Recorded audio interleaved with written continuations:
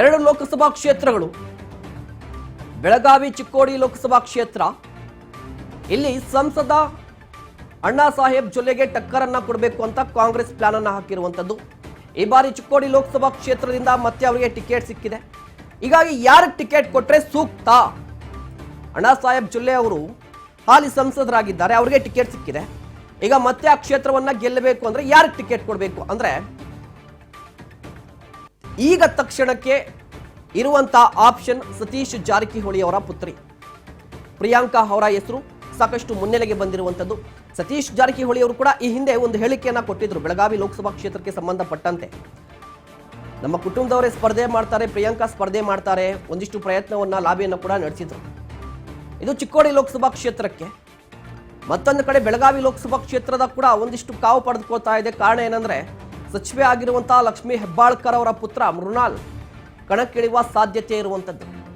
ಶೆಟ್ಟರ್ಗೆ ticket ನೀಡಿದ್ರೆ, if in case ಏನಾದರೂ ಬೆಳಗಾವಿ ಲೋಕಸಭಾ ಕ್ಷೇತ್ರದಿಂದ ಶೆಟ್ಟರ್ ಅವರಿಗೆ ಟಿಕೆಟ್ ಕೊಟ್ರೆ ಆಗ ಲಕ್ಷ್ಮೀ ಹೆಬ್ಬಾಳ್ಕರ್ ಅವರ ಪುತ್ರನಿಗೆ ಟಿಕೆಟ್ ಕೊಟ್ರೆ ಒಂದಿಷ್ಟು ಸ್ಪರ್ಧೆಯನ್ನ ಕೊಡಬಹುದು ಅಂತ. ಇಬ್ಬರೂ ಕೂಡ ಲಿಂಗಾಯತ ಸಮುದಾಯಕ್ಕೆ ಬರ್ತಾರೆ. ಆದರೆ ಸಚಿವೆ ಲಕ್ಷ್ಮೀ ಹೆಬ್ಬಾಳ್ಕರ್ ಪುತ್ರ ಮೃಣಾಲ್ ಅವರಿಗೆ ಟಿಕೆಟ್ ಕೊಟ್ಟರೆ ಜಗದೀಶ್ ಶೆಟ್ಟರ್ ಅವರಿಗೆ ಸ್ಪರ್ಧೆ ಕೊಡಬಹುದು. ಈ ರೀತಿಯಾಗಿ ಒಂದು ಕಡೆ ಚಿಕ್ಕೋಡಿ ಲೋಕಸಭಾ ಕ್ಷೇತ್ರದಿಂದ ಸತೀಶ್ ಜಾರಕಿಹೊಳಿ ಅವರ ಪುತ್ರಿ ಪ್ರಿಯಾಂಕಾ, ಅದೇ ರೀತಿಯಾಗಿ ಬೆಳಗಾವಿ ಲೋಕಸಭಾ ಕ್ಷೇತ್ರದಿಂದ ಲಕ್ಷ್ಮೀ ಹೆಬ್ಬಾಳ್ಕರ್ ಅವರ ಪುತ್ರ ಮೃಣಾಲ್ ಅವರಿಗೆ ಟಿಕೆಟ್ ಸಿಕ್ಕಿದ್ರೆ ಒಂದಿಷ್ಟು ಪೈಪೋಟಿಯನ್ನು ಕೊಡಬಹುದು ಅಂತ ಒಂದಿಷ್ಟು ಲೆಕ್ಕಾಚಾರ ನಡೀತಾ ಇರುವಂಥದ್ದು. ಆದರೆ ಇಲ್ಲಿ ಬಿಜೆಪಿಯಲ್ಲಿ ಏನಾಗ್ತಾ ಇದೆ ಅಂತ ಗೊತ್ತಾಗಬೇಕು. ಕಾಂಗ್ರೆಸ್ ಎಲ್ಲನೂ ಕ್ಲಿಯರ್ ಆಗಿದೆ, ಅವರ ಪ್ಲಾನ್ ಕರೆಕ್ಟ್ ಆಗಿದೆ. ಸತೀಶ್ ಜಾರಕಿಹೊಳಿ ಅವರು, ಲಕ್ಷ್ಮೀ ಹೆಬ್ಬಾಳ್ಕರ್ ಅವರು ಇವರಿಬ್ಬರು ಫ್ಯಾಮಿಲಿಗೆ ಟಿಕೆಟ್ ಕೊಟ್ಟರೆ ಈಸಿಯಾಗಿ ಗೆಲ್ಬೋದು ಅಂತ. ಆದರೆ ಬಿಜೆಪಿಯಲ್ಲಿ ಏನಾಗ್ತಾ ಇದೆ ಅನ್ನುವ ಪ್ರಶ್ನೆ ಬರ್ತಾ ಇರುವಂಥದ್ದು. ಕಾರಣ ಏನಂದರೆ ಚಿಕ್ಕೋಡಿ ಲೋಕಸಭಾ ಕ್ಷೇತ್ರ ಈ ಬಾರಿ ಟಿಕೆಟ್ ಆಕಾಂಕ್ಷಿ ಆಗಿದ್ದು ರಮೇಶ್ ಕತ್ತಿ ಅವರು. ರಮೇಶ್ ಕತ್ತಿ ಅವರಿಗೆ ಟಿಕೆಟ್ ಕೊಡಿಸ್ತೀವಿ ಅಂತ BS ಯಡಿಯೂರಪ್ಪನವರೇ ಒಂದಿಷ್ಟು ಭರವಸೆಯನ್ನು ಕೊಟ್ಟಿದ್ರಂತೆ. ಈಗ ಟಿಕೆಟ್ ಮಿಸ್ ಆಗಿದೆ. ಈಗ ರಮೇಶ್ ಕತ್ತಿ ಅವರ ಫ್ಯಾಕ್ಟರ್ ಏನು ವರ್ಕ್ ಆಗುತ್ತೆ, ಅವ್ರು ಏನು ಮಾಡ್ತಾರೆ, ಅವರ ಬೆಂಬಲಿಗರು ಏನು ಮಾಡ್ತಾರೆ, ಎಲ್ಲೋ ಒಂದು ಕಡೆ ಅವರು ಕಾಂಗ್ರೆಸ್ಗೆ ಬರ್ತಾರೆ ಅನ್ನುವ ಮಾಹಿತಿ ಇರುವಂಥದ್ದು. ಮೊನ್ನೆ ಅಷ್ಟೇ ರಾಜು ಕಾಗೆ ಅವರು ಕೂಡ ಬಹಿರಂಗವಾಗಿ ಆಹ್ವಾನವನ್ನು ಕೊಟ್ಟಿದ್ದಾರೆ ರಮೇಶ್ ಕತ್ತಿ ಅವರಿಗೆ, ಬನ್ನಿ, ಬಂದರೆ ನಾವು ಟಿಕೆಟ್ ಕೊಡಿಸ್ತೀವಿ ಅಂತ, ಪಕ್ಷಕ್ಕೆ ಸೇರಿಕೊಂಡ್ರೆ ಟಿಕೆಟ್ ಕೊಡಿಸ್ತೀವಿ ಅಂತ. ಆ ಫ್ಯಾಕ್ಟರ್ ಕೂಡ ಇರುವಂಥದ್ದು. ಈ ಬಗ್ಗೆ ಚರ್ಚೆ ಆಗಬೇಕಿದೆ ಕಾಂಗ್ರೆಸ್ನಲ್ಲಿ. ಯಾಕಂದರೆ ಈಗ ಸತೀಶ್ ಜಾರಕಿಹೊಳಿ ಅವರು ಸ್ವತಃ ಅವರನ್ನೇ ಸ್ಪರ್ಧೆ ಮಾಡಬೇಕು, ಸತೀಶ್ ಜಾರಕಿಹೊಳಿಯೇ ಸ್ಪರ್ಧೆ ಮಾಡಬೇಕು ಅಂತ ಒಂದಿಷ್ಟು ಒತ್ತಡ ಆಯಿತು ಹೈಕಮಾಂಡ್ನಿಂದ. ಆದರೆ ಈಗ ಅವರ ಮಗಳಿಗೆ ಪ್ರಿಯಾಂಕಾ ಅವರಿಗೆ ಟಿಕೆಟ್ ಕೊಟ್ಟರೆ ನಾನು ಗೆಲ್ಸ್ಕೊಂಡು ಬರ್ತೀನಿ ಅಂತ ಅವರು ಹೇಳಿದ್ದಾರೆ. ಆದರೂ ಕೂಡ ಒಂದಿಷ್ಟು ರಿಸ್ಕಿ ಇರುವಂಥದ್ದು. ಆದರೆ ಇಲ್ಲೇನಾದರೂ ಬೇರೆ ನಾಯಕರು ಅಂದರೆ ರಮೇಶ್ ಕತ್ತಿ ಅಂತ ನಾಯಕ ಬಿಜೆಪಿಯಲ್ಲಿ ಇದ್ದು ಕಾಂಗ್ರೆಸ್ಗೆ ಬರೋದಾದರೆ ಅವ್ರಿಗೆ ಟಿಕೆಟ್ ಕೊಡ್ತಾರಾ, ಈ ಪ್ರಶ್ನೆ ಇರುವಂಥದ್ದು. ಮತ್ತೊಂದು ಕಡೆ ಬೆಳಗಾವಿ ಲೋಕಸಭಾ ಕ್ಷೇತ್ರ, ಇಲ್ಲಿ ಬಿಜೆಪಿಯ ನಾಯಕರ ತಂತ್ರಗಾರಿಕೆ ಏನಾಗಿರಬೇಕು? ಕಳೆದ ವರ್ಷದ ಅಂದರೆ 2019 ಲೋಕಸಭಾ ಚುನಾವಣೆಯನ್ನು ತೆಗೆದುಕೊಂಡ್ರೆ ಸುರೇಶ್ ಅಂಗಡಿ ಅವರಿದ್ದರು, ಪ್ರಬಲ ನಾಯಕರಾಗಿದ್ದರು, ರಾಷ್ಟ್ರ ಮಟ್ಟದಲ್ಲೂ ಒಂದಿಷ್ಟು ಸದ್ದನ್ನು ಮಾಡಿದರು, ಮೋದಿ ಅವರ ಆಪ್ತರು ಕೂಡ ಆಗಿದ್ದರು. ಆದರೆ ಈ ಬಾರಿ ಎಲ್ಲವೂ ಚೇಂಜ್ ಆಗಿದೆ. ಬೆಳಗಾವಿ ಲೋಕಸಭಾ ಕ್ಷೇತ್ರದ ಟಿಕೆಟ್ ಯಾರಿಗೆ ಅಂತ ಬಂದರೆ ಅಂಗಡಿ ಕುಟುಂಬಕ್ಕೆ ಸಿಗ್ತಾ ಇಲ್ಲ ಈ ಬಾರಿ.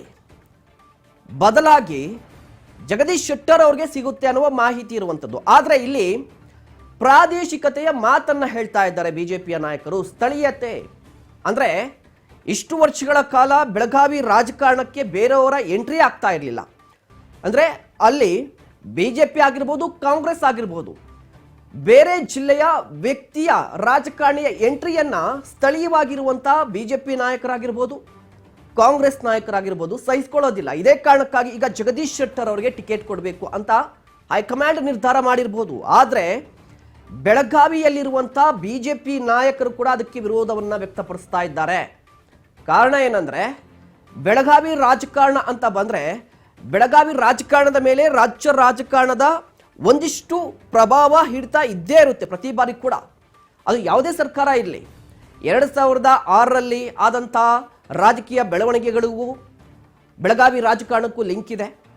2019 ಲೋಕಸಭಾ ಚುನಾವಣೆಯಲ್ಲಿ ಆದಂಥ ರಾಜ್ಯ ರಾಜಕಾರಣದ ಬೆಳವಣಿಗೆಗೂ ಬೆಳಗಾವಿ ರಾಜಕಾರಣಕ್ಕೂ ಲಿಂಕ್ ಇದೆ. ಅಂದರೆ ಎಲ್ಲವೂ ಕೂಡ ಬೆಳಗಾವಿ ರಾಜಕಾರಣಕ್ಕೆ ಲಿಂಕ್ ಆಗಿರುತ್ತೆ. ಅಂದರೆ ಬೆಳಗಾವಿ ರಾಜಕಾರಣದ ರಾಜಕಾರಣಿಗಳು ರಾಜ್ಯ ರಾಜಕಾರಣದಲ್ಲಿ ಒಂದಿಷ್ಟು ಹಿಡಿತವನ್ನು ಸಾಧಿಸಿದ್ದಾರೆ. ಈಗ ಆ ಬೆಳಗಾವಿ ರಾಜಕಾರಣಕ್ಕೆ ಬೇರೆ ಜಿಲ್ಲೆಯ ರಾಜಕಾರಣಿ ಬರೋದು, ಅಂದರೆ ಜಗದೀಶ್ ಶೆಟ್ಟರ್ ಬರೋದು ಸ್ಥಳೀಯವಾಗಿ ಬಿಜೆಪಿಗರಿಗೆ ಇಷ್ಟ ಇಲ್ಲ. ಇದೊಂದು ಮಾತು ಕೇಳಿ ಬರ್ತಾ ಇರುವಂಥದ್ದು.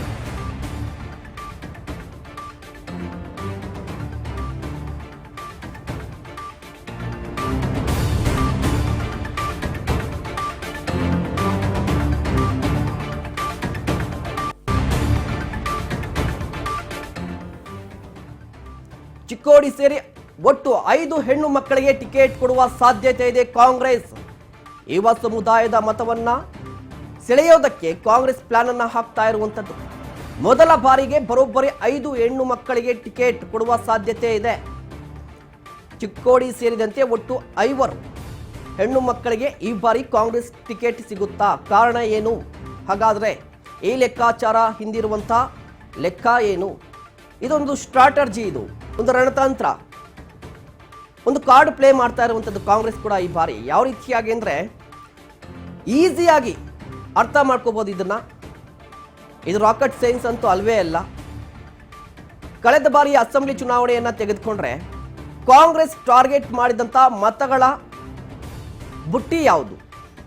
ಯಾವ ಮತಗಳನ್ನು ಕಾಂಗ್ರೆಸ್ ಟಾರ್ಗೆಟ್ ಮಾಡಿತ್ತು ಅಂದರೆ ಮಹಿಳಾ ಮತದಾರರನ್ನ. ಕಾರಣ ಏನು? ರಾಜ್ಯದಲ್ಲಿ ಹೆಚ್ಚು ಕಡಿಮೆ 5 ಕೋಟಿ ಮತದಾರರಿದ್ದರೆ ಎಕ್ಸಾಕ್ಟ್ ಆಗಿ ಕರೆಕ್ಟಾಗಿ ಹೆಚ್ಚು ಕಡಿಮೆ 50% ಮಹಿಳಾ ಮತದಾರರಿದ್ದಾರೆ. ಆ ಮತದಾರರನ್ನ ಕಾಂಗ್ರೆಸ್ ಪಕ್ಷ ಸೆಳೆದ್ರೆ ಈಸಿಯಾಗಿ ಚುನಾವಣೆಯನ್ನು ಗೆಲ್ಬೋದು. ಇದು ಅಸೆಂಬ್ಲಿ ಚುನಾವಣೆಯಲ್ಲಿ ವರ್ಕ್ ಆಗಿದೆ ಗ್ಯಾರಂಟಿಗಳ ಮೂಲಕ. ಗೃಹಲಕ್ಷ್ಮಿ ಕೈ ಹಿಡಿತು, ಅದೃಷ್ಟಲಕ್ಷ್ಮಿ ಕೈ ಹಿಡಿತು, ಎಲ್ಲ ಲಕ್ಷ್ಮಿಗಳು ಕೈ ಹಿಡಿಯಿತು.